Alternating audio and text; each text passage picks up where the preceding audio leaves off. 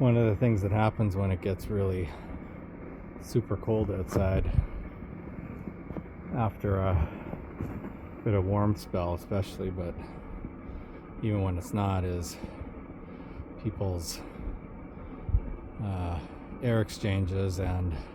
exhaust pipes from their furnaces can get blocked,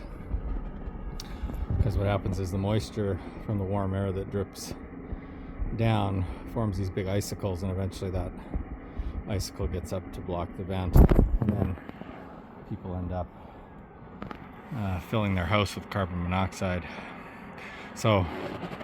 you need to make sure that you're always checking, especially in cold weather, because it doesn't take long for these icicles to build up. So I come out here about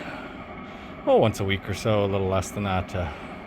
knock out the icicle and make sure things aren't blocked.